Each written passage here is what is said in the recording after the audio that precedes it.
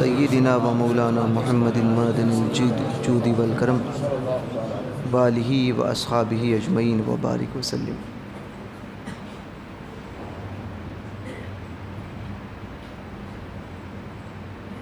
یا رسول اللہ صلی اللہ علیہ وسلم، حال دل کس کو سنائے آپ کے ہوتے ہوئے، اور کیوں کسی کے در پہ جائیں آپ کے ہوتے ہوئے، اور زندگی حقیقت میں بس اسی نے پائی ہے مصطفیٰ کے قدموں میں جس کو موت آئی ہے۔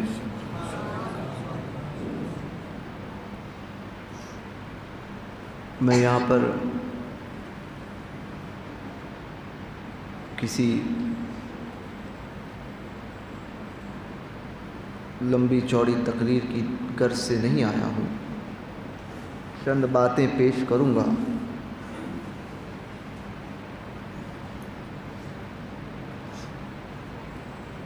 اگر اچھی لگے تو کوشش کرنا اس کو اپنی زندگی میں ڈھالنے کی۔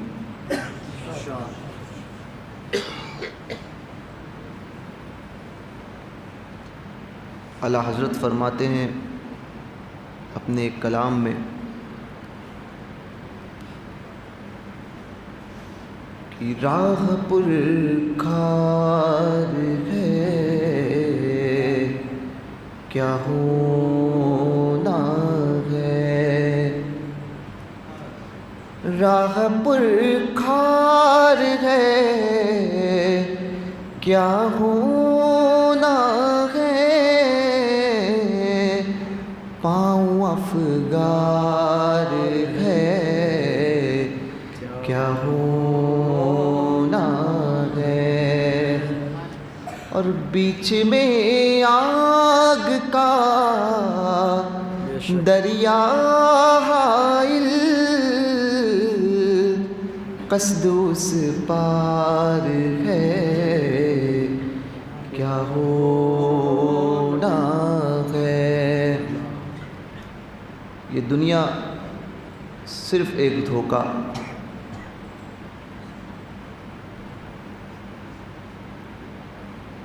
اور دنیا سے بندھا ہوا ہر ایک رشتہ سوائے دھوکے کے اور کچھ نہیں ہے۔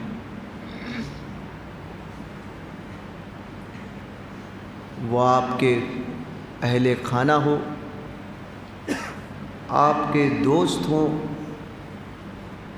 آپ کے ساتھ میں رہنے والے آپ کے ساتھی ہوں، اور آپ کے شب و روز ساتھ دینے والے آپ کے جانثار ہوں،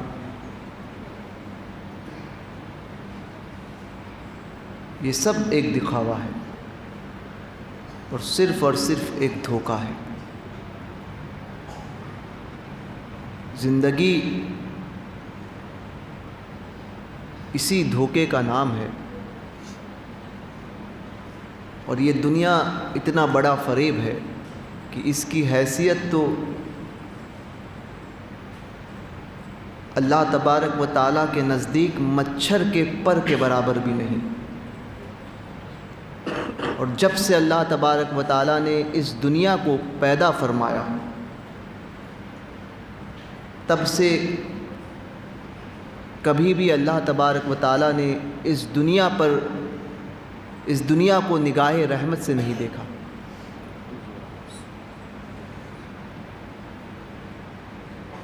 جو تمہارے رب کی نگاہ رحمت میں جس کی کوئی حیثیت نہیں ہو، تو اس کی حیثیت ہمارے لیے اتنی بڑھ گئی کہ ہم سوچتے ہیں کہ یہی دنیا ہمارے لیے سب کچھ ہے۔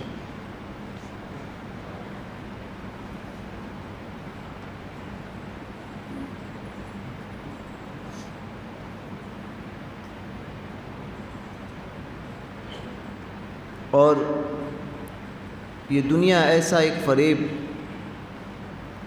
کہ جو آپ جس رشتوں کے لیے مرتے ہو اور جن رشتوں کے لیے آپ اپنی ساری قربانیاں پیش کرتے ہو، وہی رشتے اور وہی تعلقات آپ کو ایک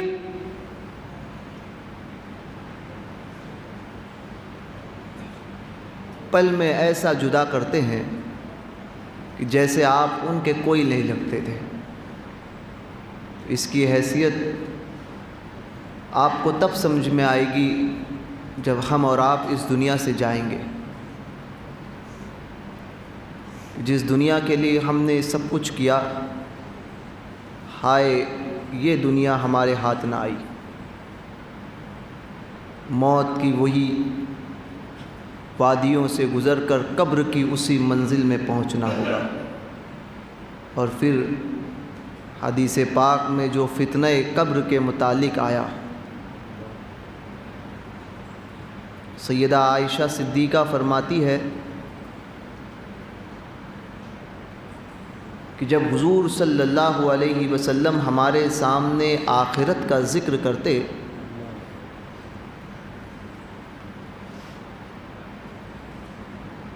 تو خوف خدا سے اصحاب اور ہمارا عالم یہ ہوتا کہ صحابہ تو روتے رہتے، اور حضرت عائشہ فرماتی ہے ہم سے روٹیاں پکتی نہیں تھی، کچی رہ جاتی تھی، کچی روٹیاں رہتی تھی۔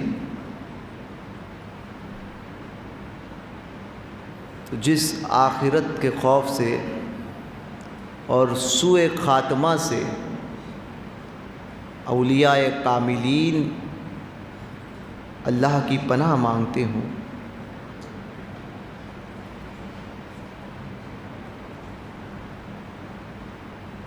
اور ہم اپنے آپ کو مسلمان کہتے ہیں، اور ہم اس قدر دنیا میں ملوث ہو گئے کہ ہم سمجھتے ہیں کہ خاتمہ بالخیر ہمارا ہو کر ہی رہے گا۔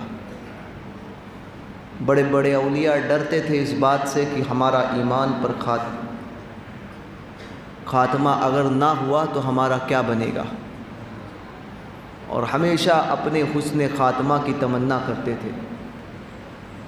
وہ اس مقام اور مرتبے پر فائز ہونے کے باوجود اللہ سے اتنے ڈرنے والے تھے، اور یہاں پر نہ ہمارے پاس کوئی مقام، کوئی مرتبہ، نہ کوئی عمل،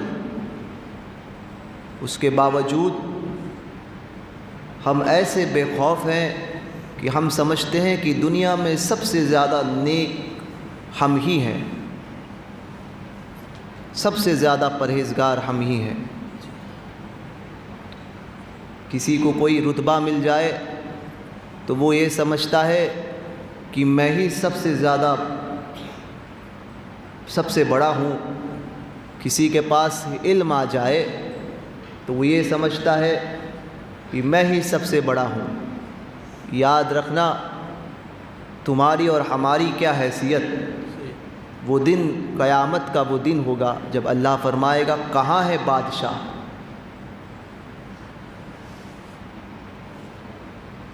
این الملک، کہاں ہے بادشاہ؟ پھر فرمائے گا این المتکبرین، کہاں ہیں تکبر کرنے والے، گھمنڈ کرنے والے لوگ جو آج دنیا میں اکڑ کر چلتے ہیں۔ کسی کو اپنے علم پر ناز، کسی کو اپنے تقوی پر ناز، کسی کو اپنے طہارت پر ناز، کسی کو اپنے عہدے پر ناز، کسی کو اپنے مرتبے اور منصب پر ناز، کسی کو اپنے گھر پر ناز۔ تو ہر ایک کو کسی نہ کسی چیز پر ناز ہوتا ہے۔ وہ سارے ناز جو آج تم جس پر اکڑتے ہو، اس دن اللہ تم سے فرمائے گا کہاں ہے؟ پھر فرمائے گا کہ آج تنہا اللہ بادشاہ ہے اور اسی کی سلطنت ہے۔ جن چیزوں کو تم اپنا کہتے تھے، مرتے وقت وہ چیزیں بھی تمہاری اپنی نہیں ہوتی۔ جب جس چیز کے لیے تم زندگی بھر لڑتے رہے، اور جس منصب اور جس عہدے کے لیے تم جھوجتے رہے کہ یہ میرے ہاتھ سے نہ چلا جائے، ہر کوئی آج یہ چاہتا ہے کہ مجھے جو منصب اور مقام حاصل ہوا ہے وہ میرے ہاتھ سے نہ جائے. میری جو حیثیت ہے، اگر ایک امام سے پوچھو تو وہ امام کہے گا میری امامت نہیں جائے. ایک شیخ سے پوچھو تو وہ پیر صاحب کہیں گے کہ میرا حلقہ میرے ہاتھ سے نہ چھوٹے. ایک مقرر سے پوچھو تو وہ کہے گا کہ میری تاریخیں کوئی اور دوسرا مقرر نہ لے. ایک نوکری پیشہ آدمی سے پوچھو تو وہ کہے گا کہ میری اس نوکری پر کوئی دوسرا قبضہ نہ کرے. تو اسی میں الجھ کر وہ رہ جاتا ہے، اور وہ یہ سمجھتا ہے کہ اس مسلح کا وارث بھی میں، اس کا مالک بھی میں، اور اس کے لیے مجھے جو چاہے کرنا پڑے. تو وہ اس حد تک گر جاتا ہے.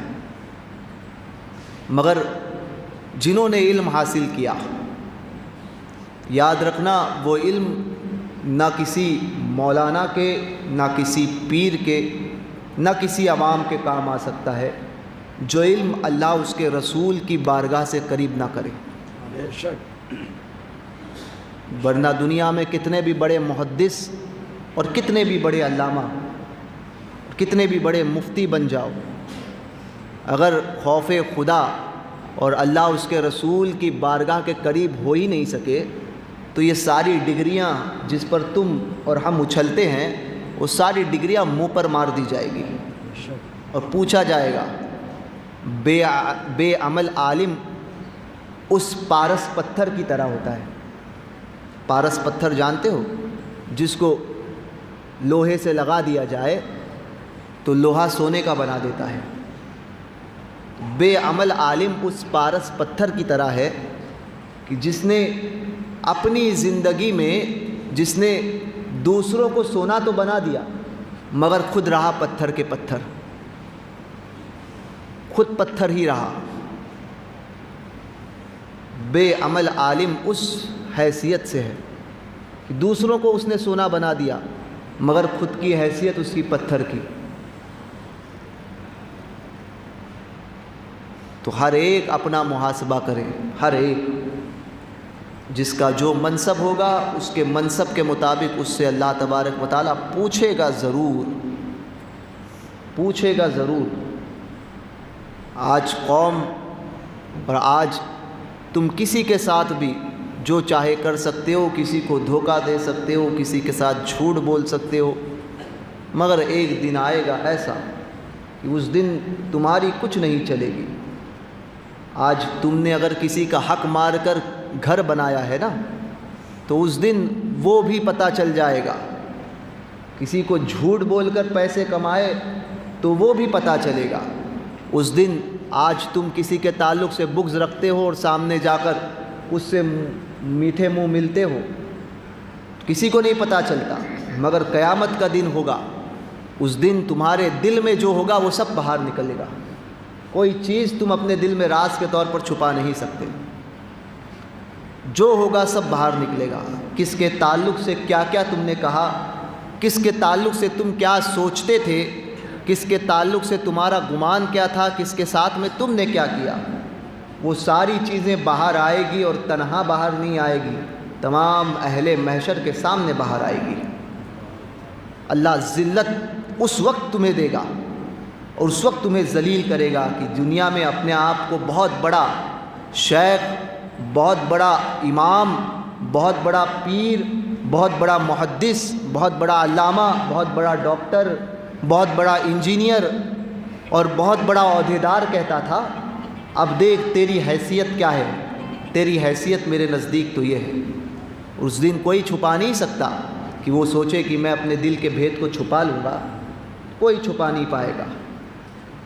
اس دن وہ زبان سے اگر کوئی بات بولنا بھی چاہے تو اس کی زبان پر مہر مار دی جائے گی.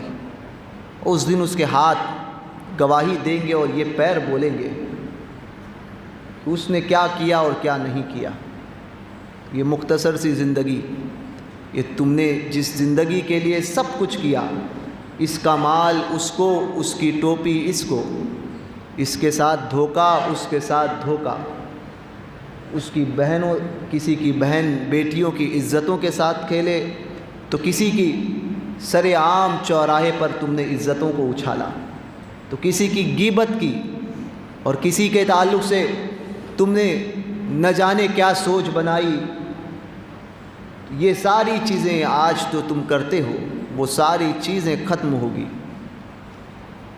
اور قیامت کے دن تمہارے لیے صرف تمہارے اعمال بچا لیے جائیں گے، اور وہ اعمال تمہارا فیصلہ کریں گے کہ تم اس دنیا کی جنگ میں جیت گئے کیا وہ اس دنیا کی جنگ میں تم ہار گئے۔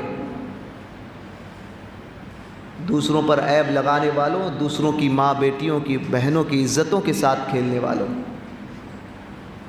اپنے گھر کو سب سے بہتر اور دوسروں کے گھر کو سب سے کمتر سمجھنے والوں، دوسروں کو گالی یا دینے والوں، دوسروں کو برا کہنے والوں، سب کچھ یہاں رہ جائے گا۔ یہاں تمہاری زبان بند ہوئی، تمہارے اعمال کا سلسلہ بند، وہیں پر تمہارا فیصلہ شروع۔ اب سوچو، اپنا محاسبہ کرو کہ تم نے کیا کیا۔ زندگی کے اتنے وقت گزارے، بڑے عہدیدار بنے، لوگوں سے ہاتھ چوموائے، لوگوں کے ہاتھ چومے، اور کسی کو برا کہا، کسی کو اچھا کہا۔ اپنے دل میں جھانک کر دیکھو، تم نے زندگی کے ساتھ جو کیا ہے، کیا تم نے کتنے حد تک اپنی زندگی کے ساتھ وفا کی، اور تم نے زندگی سے کیا حاصل کیا؟ کچھ نہیں۔ جو باپ اپنی اولاد سے سب سے زیادہ محبت کرنے کا دعویٰ کرتا ہے، بیٹا مر گیا نا تو باپ بھی اس کے ساتھ میں قبر میں نہیں جاتا۔ دنیا میں آپ کسی سے بے انتہا محبت کر لو، اس کا انتقال ہو جائے اور آپ کو کوئی کہہ دے کہ دنیا میں اتنی محبت کرتا تھا، اب تیرا حال بے حال ہے، تو ایسا کر تو اس کے ساتھ میں قبر میں لیٹ جا، تو آپ کہو گے نہ۔ تو آپ اور ہم تو ایسے دنیا کے کتے بن گئے کہ جس کے ساتھ میں محبت کا دعویٰ ہمارا ہوتا ہے، اس کے ساتھ میں قبر میں جانے کو بھی ہم تیار نہیں ہوتے، اس کے ساتھ میں قبر میں جانے کو بھی تیار نہیں ہوتے، اور ہم یہ کہتے ہیں ہم اس سے بڑی محبت کرتے تھے۔ تو یہ محبتیں تمہاری سب کی سب دھری رہ جائے گی۔ تم سے جو محبت کرنے والے ہیں وہ بھی تمہارے ساتھ میں یہی کریں گے۔ آج دنیا میں تمہاری اولاد ہو، تمہاری بیوی ہو، تمہارے ماں باپ ہو، سب کوئی بھی ہو، تمہارا دوست ہو، کوئی ہو، یہ کوئی تمہارا اپنا تو ہے نہیں، مگر کوئی بھی ہو، کوئی کتنا جان چھڑکے آپ پر، مر جاؤ وہی لوگ تمہیں تمہارے نام سے نہیں بلکہ مردہ کہہ کر پکاریں گے، اور وہی لوگ جو دنیا میں تمہاری زندگی میں تم سے 2 لمحات دور رہنا گوارا نہیں کرتے تھے، وہی کہیں گے کہ اب اس کو جلدی جو ہے وہ اپنی منزل کی طرف پہنچاؤ۔ تو یہ حیثیت تمہاری اور ہماری ہے، یہ حیثیت تمہاری اور ہماری، جس دنیا کے پیسے کمانے کے لیے ہم نے ساری کوششیں کر ڈالی، اور جس دنیا کو حاصل کرنے کے لیے ہم نے نہ حلال دیکھا نہ حرام دیکھا۔ مولا کائنات بڑا پیارا جملہ ارشاد فرماتے ہیں مجھے اس دنیا سے کیا لینا، حضرت علی فرماتے ہیں مجھے اس دنیا سے کیا لینا جس کے حلال میں حساب اور جس کے حرام میں عذاب ہو۔ مجھے اس دنیا سے کیا لینا کہ جس کے حلال میں حساب اور جس کے حرام میں عذاب ہو۔ حلال طریقے سے روزی حاصل کرو گے تب بھی حساب بارگاہ الہی میں تمہیں دینا ہوگا، حساب تو دینا ہے، اور حرام طریقے سے حاصل کرو گے تو عذاب کے مستحق بنو گے، مگر بچو گے کسی حال میں نہیں۔ کوئی جس دنیا کے لیے تم نے اپنا سب کچھ داؤ پر لگا دیا تھا، وہ دنیا تم سے ایک لمحے کے لیے وفا نہیں کرتی ہے۔ جیب میں جب تک پیسے ہوگے نا تب تک سب تمہارے اپنے ہوتے ہیں، جس دن جیب میں پیسے نہیں ہو بھکاری بن جاؤ، پھر دیکھو جو بیوی قدموں میں رہتی تھی وہی بیوی کہیں گی جاؤ کما کر لاؤ، جو اولاد ہاتھ باندھ کر کھڑے رہتے تھے وہی اولاد کہیں گی کہ پیسے کہاں ہیں۔ تمہاری حیثیت ہماری حیثیت ایسی ہے کہ ہم زندگی کے اس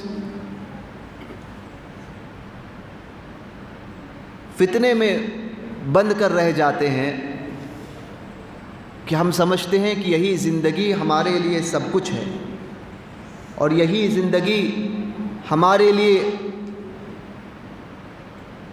نجات ہے، اور یہی زندگی ہمارے لیے جنت ہے۔ مگر سنیوں، ایسا نہیں۔ یہ زندگی صرف ایک دھوکہ ہے۔ آج اکثر لوگ جاتے ہیں بزرگوں کی بارگاہ میں، جانے کے بعد میں کوئی غریب نواز کی بارگاہ میں جاتا ہے، کوئی مخدوم پاک جاتا ہے، جس کی عقیدت جس بزرگ سے، ان بارگاہوں میں جاتا ہے۔ جانا بھی چاہیے، اچھی بات ہے، میں اس کا انکار نہیں کرتا، مگر جب جاتے ہیں تو مانگتے تو صرف اور صرف دنیا مانگتے ہیں کہ مجھے فلاں چیز دے دو، میرا گھر نہیں ہے، میرا گھر ہو جائے، میری اولاد نہیں ہے، اولاد ہو جائے، میرے پاس پیسہ نہیں ہے، پیسہ آ جائے، فلاں کے ساتھ میری شادی ہو جائے، فلاں کے گھر سے مجھے رشتہ آ جائے، اور فلاں میرا یہ کام ہو جائے، یہ کام ہو جائے، صرف یہی۔ اور مانگتے بھی ہو تو کس در سے؟ اولیاء کاملین کے در سے۔ کبھی غور کیا کہ اللہ والے اسی مادیت سے دور کرنے کے لیے تمہیں آئے تھے؟ حضور آئے ہی اس لیے تھے، قرآن نازل ہی اس لیے ہوا تھا کہ مادیت سے تمہیں دور کیا جائے۔ مگر آج تم قرآن بھی پڑھتے ہو تو اس دنیا کو حاصل کرنے کے لیے، صرف اس دنیا کو حاصل کرنے کے لیے کہ اتنی مرتبہ اس سورہ کو پڑھ لو، پیسے آ جائیں گے۔ تم نے دنیا کو کمانے کا ذریعہ، اللہ کے کلام کو بھی اس دنیا کو کمانے کا ذریعہ بنا دیا۔ جو کلام، جو قرآن تمہیں دنیا سے دور کرنے کے لیے آیا تھا، اور حضور جس لیے آئے تھے، حضور آئے ہی اس لیے تھے کہ تمہیں دنیا سے دور کر دے اور اللہ کے قریب کر دے۔ اور اولیاء کاملین وہ اولیاء جو زندگی بھر فکر میں، ذکر میں، آخرت کی یاد میں رہتے، انہیں ایک ہی فکر ہوتی کہ اللہ مجھ سے راضی کیسے ہو جائے، اللہ اس کا رسول ہم سے راضی کیسے ہو جائے۔ جن اولیاء کاملین نے دنیا کو ٹھوکر ماری، ان کی بارگاہ میں جاتے ہو، دنیا مانگتے ہو، دنیا مانگتے ہو، اور دنیا مانگتے بھی ہو تو اس قدر، اور جب کسی کو مل جائے تو سمجھتے ہو کہ فلاں بزرگ کا فیض مجھ پر ہو گیا، پھر لوگوں سے کہتے ہو کہ میں گیا تھا، مجھ پر بڑا کرم ہوا ان کا، اور مجھے ان سے بڑا فیض حاصل ہوا، اس اللہ کے ولی نے مجھے اپنے فیض سے مالا مال کیا۔ میں کہتا ہوں یہ ان کا فیض نہیں تھا۔ اگر کسی اللہ کے ولی کا فیض تمہیں ملتا تو تم دنیا سے قریب نہیں بلکہ دنیا سے دور ہوتے۔ وہ تو یہ تھا کہ کتے تم جیسے اور ہم جیسے آئے ہیں، تو کتوں کو جب دنیا مانگتے نا، بھونکتے رہتے ہیں، تو کتے کی آواز ہمیں پسند نہیں ہوتی۔ کتا جب بھونکتا ہے تو اس کی آواز پسند نہیں آتی ہے، تو ہم کیا کہتے ہیں؟ ارے یہ بھونک رہا ہے، جاؤ اس کو ہڈی ڈال دو، خاموش کر دو اس کو۔ تو وہ دنیا کی ٹکڑے ایک ڈال دیتے ہیں آپ کی طرف، نگاہ رحمت سے نہیں دیکھتے، وہی دنیا تمہاری طرف ڈالتے ہیں، اور تم اس دنیا کی ہڈی کو لے کر سمجھتے ہو کہ ہم کو فیض ملا۔ نہ، فیض ملتا تو تم ان کے رنگ میں رنگ جاتے۔ سبحان اللہ۔ فیض ملتا تو ان کی فکر کو اپناتے۔ اگر بزرگ اولیاء کاملین کا فیض تمہیں حاصل ہوتا تو جو ان کی فکر تھی، جو ان کا رنگ تھا، وہ تم پر چڑھتا، مگر ایسا کبھی ہوا نہیں۔ لہٰذا یہ فیض آپ کو ان کا نہیں ملا، یہ تو مانگنے کے لیے آئے تھے دنیا، تو کیا کرنا ہے کہ کم از کم اپنا ایمان سلامت رکھ لے، چل جا، لے کر جا، ہٹ یہاں سے۔ تو یہ اس لیے ہوتا ہے۔ اولیاء کاملین کی بارگاہ میں جاؤ تو دین مانگو اور ایمان کی سلامتی مانگو۔ دنیا صرف ایک دھوکہ ہے، دکھاوا ہے۔ 50 آج مولانا صاحب نے ابھی مفتی صاحب نے کہا دینے والا ہاتھ لینے والے ہاتھ سے بہتر ہے. دینے والا ہاتھ لینے والے ہاتھ سے بہتر ہے. کبھی اس حدیث کی طرف غور کیا ہے آپ نے؟ ہمیں اپنی دنیا سے ہی فرصت نہیں تو حدیثوں کی طرف اور اقوال زرعی کی طرف، بزرگوں کی زندگی کی طرف غور کرنے کا وقت ہمیں کہاں؟ کہ تلاش کرنے والوں کے لیے نشانیاں ہوتی ہے. اور اگر اس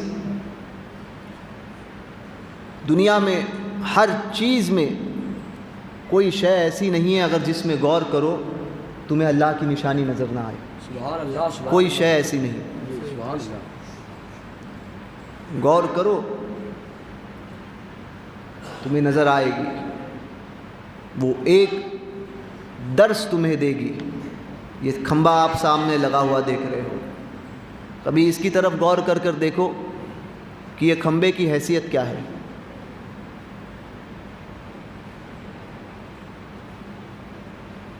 غور کرو تو پتہ چلے گا. تو یہ کھمبا بھی زبان حال سے تمہیں کہے گا کہ میری حیثیت کچھ نہیں ہے، جب تک میرے اندر میرا مسالہ سلامت ہے نا تب تک میں باقی ہوں. اور ایک دن وہ آئے گا کہ میں فنا ہو جاؤں گا اور باقی رہنے والی ذات اللہ کی. غور کرو ہر چیز میں. اس پنکھے کے گھومنے کی طرف کبھی غور کرو. کانوں کو لگاؤ اس پنکھے کی طرف، کبھی سوچو کہ وہ کیا کہتا ہے. کبھی یہ بھی پتہ چلے گا کہ وہ کبھی اللہ کی صدائیں بلند کرتا ہے، کیونکہ ہم نے غور ہی نہیں کیا. کبھی غور نہیں کیا کہ دنیا میں اللہ تبارک و تعالیٰ نے اس دنیا کو جو بنایا، ہر شے میں اللہ تبارک و تعالیٰ نے اپنی نشانی کو رکھا. یہ تمہارا جسم ہے، اس جسم کے اندر یہ 5 ہتھیلی ہے. یہ ہتھیلی میں 5 انگلیاں ہیں. کبھی اس ہتھیلی کو دیکھ کر پتہ چلا، کبھی اس کی طرف غور کیا کہ اس میں کیا ہے. کبھی دیکھنے کو کہا، بزرگوں نے اس کو مقدس علم کہا. سبحان اللہ. اس ہتھیلی کو بزرگوں نے مقدس علم کہا. کبھی غور کیا کہ اس میں ہے کیا؟ بے شک ہے کیا؟ کیونکہ اتنی فرصت ہی نہیں کہ ہم اپنے رب کی طرف آئیں. اس ہتھیلی کو غور سے دیکھو تو پتہ چلے گا اس ہتھیلی میں اس میں اللہ لکھا ہوا ہے. سبحان اللہ. یہ ہے الف، یہ لام، یہ لام، یہ لام اور یہ ہاں. سبحان اللہ. اس ہتھیلی میں اس میں اللہ لکھا ہوا ہے. غور کرو، غور کرنے والوں کے لیے نشانیاں ہیں. کیونکہ ہم نے کبھی غور ہی نہیں کیا، ہم نے ڈھونڈا ہی نہیں. اور کل قیامت کے دن دیہاتی اپنے کم علم کے سبب جہنم میں جائیں گے. دیہاتی اپنے کم علم کے سبب جہنم میں جائیں گے. تو وہ جب بارگاہ الہی میں حاضر ہوں گے تو کہیں گے مولا ہم تک تو دین پہنچا ہی نہیں تھا، ہمیں کوئی بتانے والا ہی نہیں آیا، ہمیں کسی نے سمجھایا ہی نہیں، ہم کیسے جانتے. تو اس وقت اللہ تبارک و تعالیٰ ان دیہاتیوں سے فرمائے گا کیا تم نے سورج کو اگتے ہوئے نہ دیکھا؟ کیا تم نے زمین کو سبزہ اگاتے ہوئے نہ دیکھا؟ کیا تم نے آسمان کو بارش برساتے ہوئے نہ دیکھا؟ تو پھر تم نے کیوں کوشش نہیں کی کہ اس کا پیدا کرنے والا کون ہے اس کی طرف جائے؟ کیوں کوشش نہیں کی؟ یہ ساری چیزیں ہوگی تو غور کرو، فکر کرو.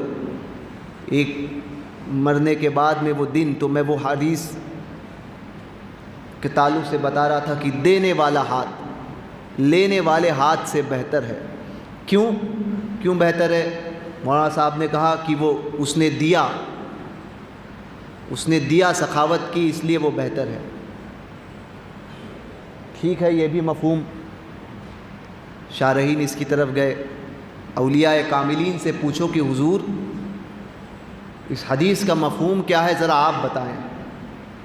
تو اولیاء کاملین بتائیں گے سبحان اللہ سبحان اللہ. دینے والا ہاتھ. ٹھیک ہے. مفلس جو ہوتا ہے نا، حضور کی دعا کیا ہے؟ اے اللہ مجھے مسکین، کیا ہے، مسکین بنا، مسکینوں میں رکھ، مسکین جی جی اور مسکینوں کے ساتھ میرا حشر فرما. جی اب غونی فی المساکین، مجھے تلاش ٹھیک ہے. کرو. تو حضور نے مساکین کے ساتھ حشر کی دعا فرمائی.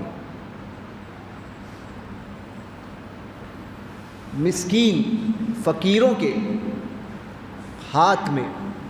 اب جس جماعت کو حضور نے پسند کیا، اس جماعت سے بہتر جماعت کوئی ہو ہی نہیں سکتی. بے شک. سمجھے؟ دینے والا ہاتھ لینے والے ہاتھ سے بہتر اس لیے ہوتا ہے کہ جب دینے والا مفلس ہوتا ہے نا، لینے والا جب مفلس ہوتا ہے تو غریب کے ہاتھ میں اللہ نے بہت سی برکتیں رکھی ہوتی ہیں، بہت برکتیں ہوتی ہیں. وہ اگرچہ غریب ہے مگر برکتوں کا نزول اس پر زیادہ ہے، کیونکہ وہ حالت غریبی میں بھی اپنے رب کا شکر ادا کرتا ہے. تو جب کوئی دیتا ہے بندہ تو دیتا ہے تو پیسے دیا، دنیا دیتا ہے نا. دیتا کیا ہے؟ آپ کو اگر آپ نے مجھے 500 روپے دیے تو آپ نے مجھے کیا دی؟ دنیا دیا. ٹھیک ہے. اس کے بدلے میں اس کے ہاتھ سے ہم نے کیا لیا؟ آخرت کا سودا اس کے ہاتھ سے لیا. آخرت کا سودا. جو برکتیں دینے والا ہاتھ دے تو دیتا ہے مگر جب ہٹتا ہے تو اس برکتوں کو لے کر ہٹتا ہے. اس لیے دینے والا ہاتھ لینے والے ہاتھ سے بہتر ہے کہ وہ برکتیں جو اس کے ہاتھ میں رکھی تھی وہ برکتیں اس نے لی. وہ ہمیشہ ہمیش کی برکتیں، وہ برکتیں جو اللہ کے یہاں باقی رہے گی، وہ برکتیں وہ لے کر اٹھتا ہے. اس لیے وہ بہتر ہوتا ہے. اس لیے نہیں کہ اس نے دنیا دی. ارے دنیا دی تو اس نے کون سا کمال کیا؟ جو فانی ہونے والی چیز ہے وہی تو دیا. تو اس میں اس کا کون سا کمال تھا؟ کمال یہ تھا کہ اس نے جو دیا نا، تو لیا جب اس کے ہاتھ سے تو اس نے باقی چیز کو لیا جو اس کے نامہ اعمال میں ہمیشہ ہمیش باقی رہے گا. اس لیے دینے والا ہاتھ لینے والے ہاتھ سے بہتر ہے. اس لیے دو اللہ کی راہ میں. اگر بقا چاہتے ہو، بچنا چاہتے ہو تو راہ خدا میں دو، خرچ کرو. تو وہ جو تم خرچ کرو گے وہ ساری چیزیں جو ہے اٹھا کے رکھ دی جائے گی آخرت کے لیے. اس لیے دینے والا ہاتھ بنو کہ جب دو گے تو برکتیں لے کر ہٹو گے. وہ برکتیں آخرت کی، اخروی زندگی کی ہمیشہ ہمیش کی برکتیں رہے گی. تو غور کرو اپنے اعمال پر، اپنے معاملات پر، اپنی زندگی پر. زندگی مختصر سی ہے، سب ساتھ چھوڑ دیتے ہیں. میں اکثر کہتا ہوں کوئی کسی کا نہیں ہوتا ہے. باپ کو اگر بول دیں وہ قیامت کا ایسا عالم ہوگا، نفسا نفسی کا عالم ہوگا، وہاں پر کوئی کسی کا پرسان حال نہیں ہوگا. حدیث پاک کے مفہوم کے مطابق کان کی لو تک انسان پسینے میں ڈوبا ہوا رہے گا.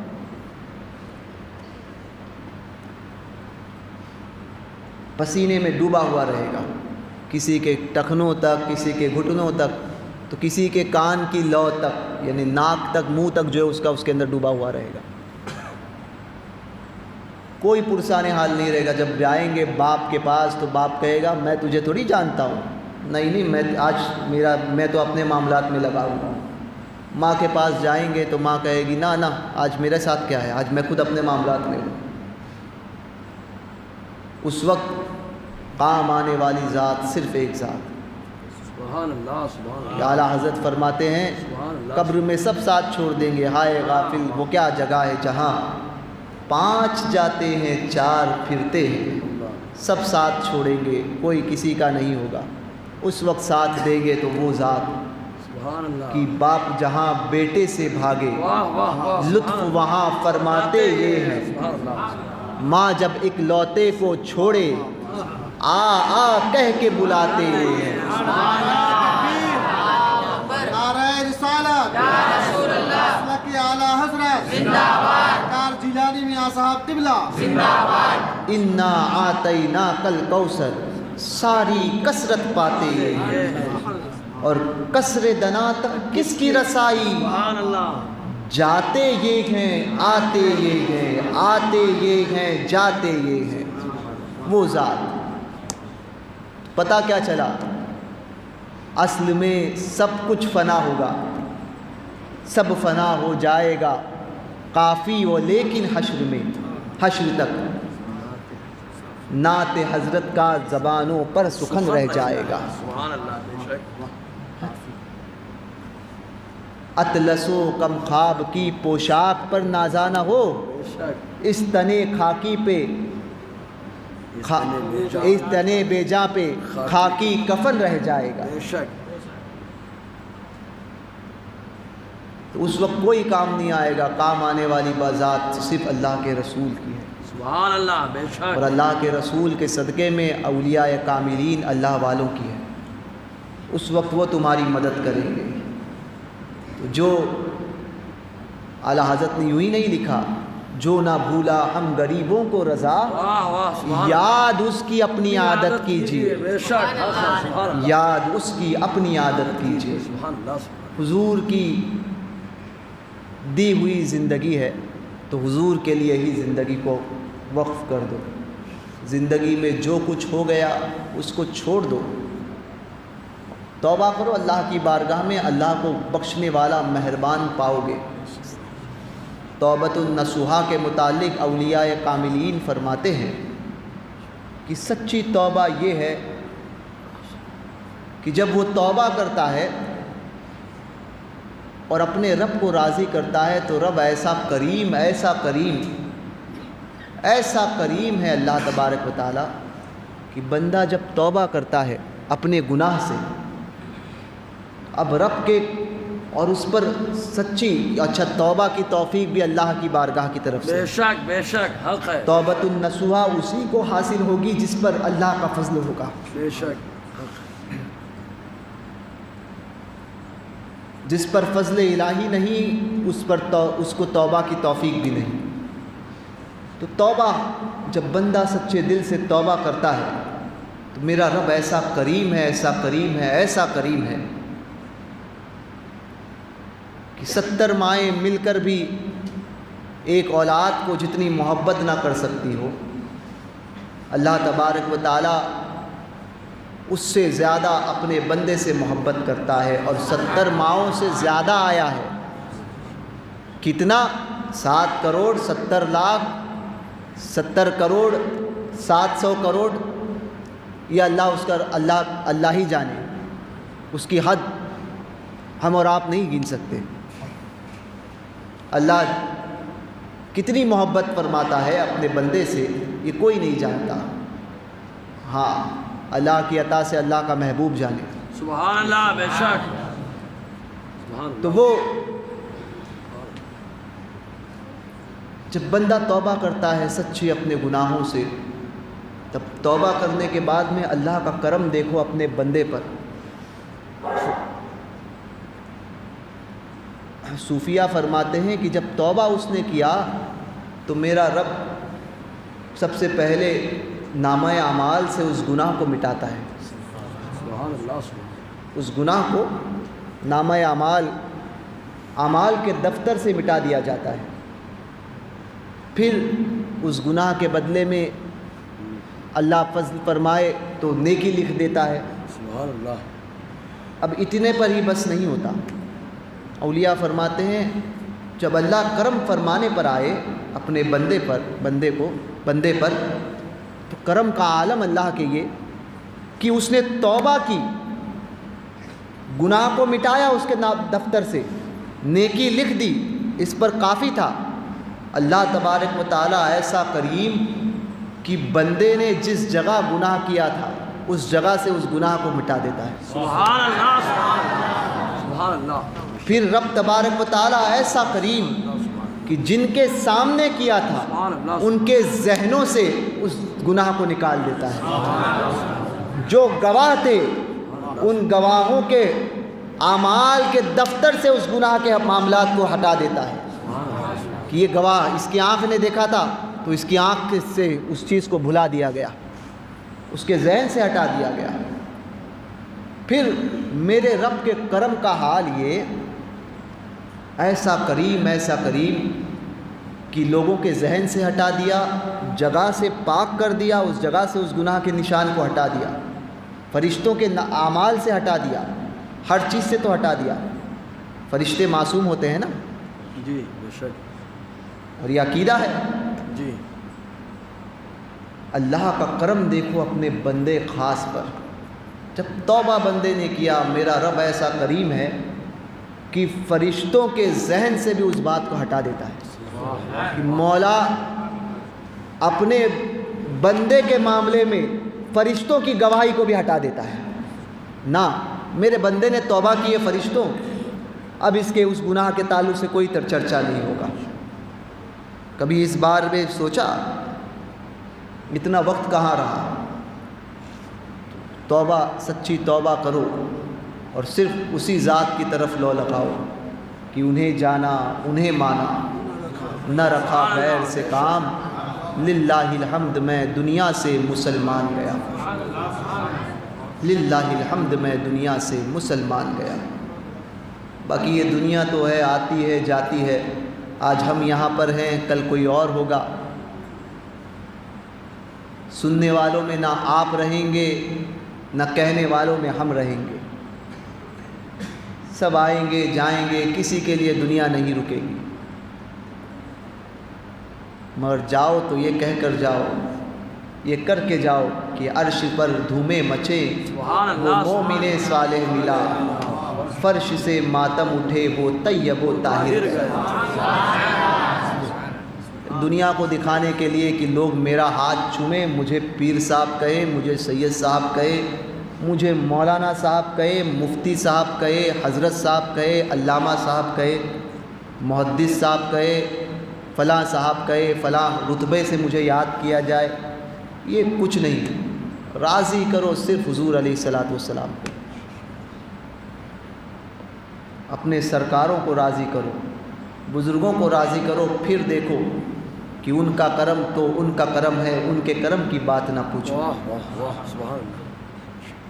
پھر دیکھو کرم کیسے ہوتا ہے۔ خلوص پیدا کرو، جس عمل میں خلوص نہیں نا، جس عمل میں خلوص نہیں وہ عمل آپ کتنا بھی کر لو منہ پہ مار دیا جائے گا،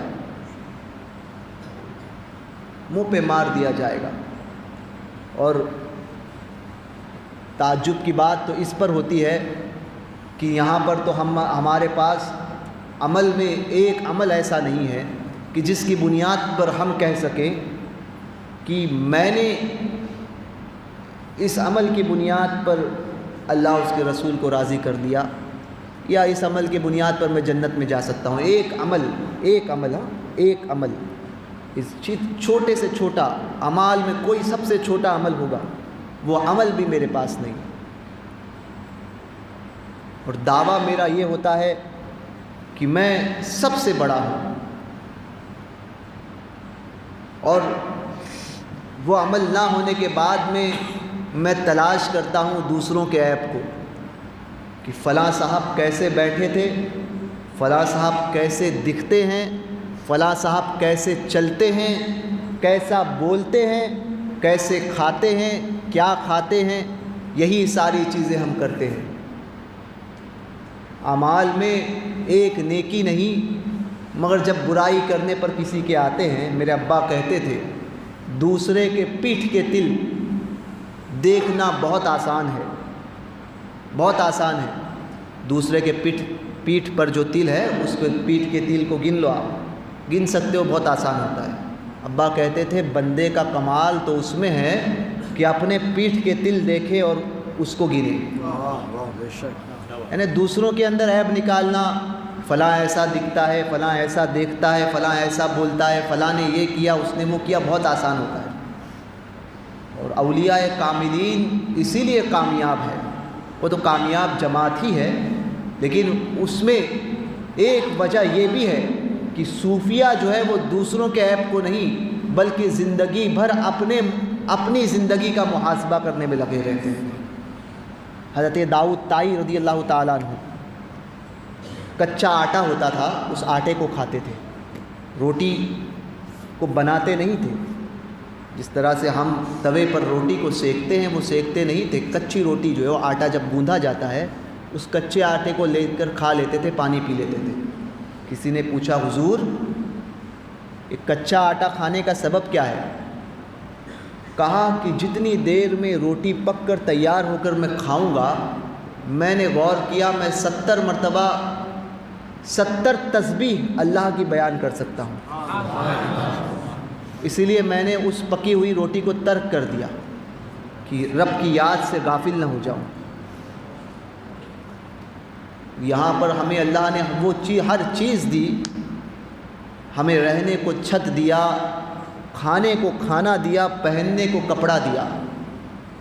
ہمارے بمبئی میں ایک بزرگ تھے حضرت ٹوپی والے بابا سرکار رحمۃ اللہ تعالی علیہ، بہت خوبصورت اور بہت لطیف بات فرماتے تھے۔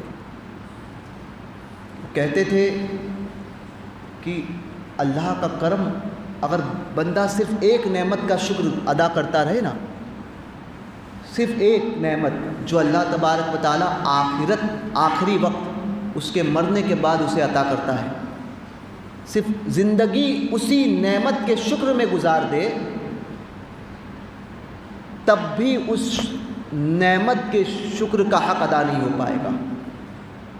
وہ کہتے تھے وہ یہ ہے کہ اللہ جب کوئی بندہ پیدا ہوتا ہے تو وہ اس دنیا میں ننگا پیدا ہوتا ہے، ننگا آتا ہے، کپڑے نہیں ہوتے اس کے جسم پر، وہ مرد ہو عورت ہو، جب بچہ پیدا ہوتا ہے تو اس دنیا میں ننگا آتا ہے۔ ٹوپی والے بابا فرماتے تھے کہ اللہ کا کرم اور اس کا احسان کہ جب اس دنیا سے بندے کو نکالتا ہے تو اللہ اسے ننگا نہیں رکھتا بلکہ جسم پر کفن دے دیتا ہے، کپڑا عطا کر دیتا ہے، اس کے ستر کو چھپانے کے لیے اللہ تبارک و تعالیٰ انتظام فرما دیتا ہے۔ اگر صرف اسی نعمت کا شکر زندگی بھر ادا کرتے رہے تو سمجھ لو کہ تب بھی تم اس کا حق نہیں ادا کر پاؤ گے۔ یہ تمہارا رب تم پر ایسا کرم فرماتا ہے کہ تم پیدا تو ننگے ہوئے تھے مگر جاؤ گے اس دنیا سے، جب جاؤ گے تو اللہ تبارک و تعالیٰ اسی حالت میں تمہیں نہیں لے کر جائے گا، تمہارے کفن کا انتظام کرے گا۔ تو یہ شکر اپنے رب کا ادا کرو، سمجھے؟ کسی کو زیادہ دیکھتے ہو کہ اس کے پاس اتنا ہے میرے پاس کیوں نہیں، اس پر حسد مت کرو،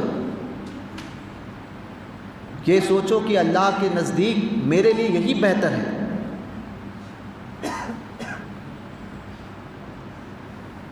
تو زندگی میں اگر خوشیاں حاصل کرنا چاہتے ہو تو جتنا اللہ تبارک و تعالیٰ نے تمہیں دیا ہے اس پر راضی رہو،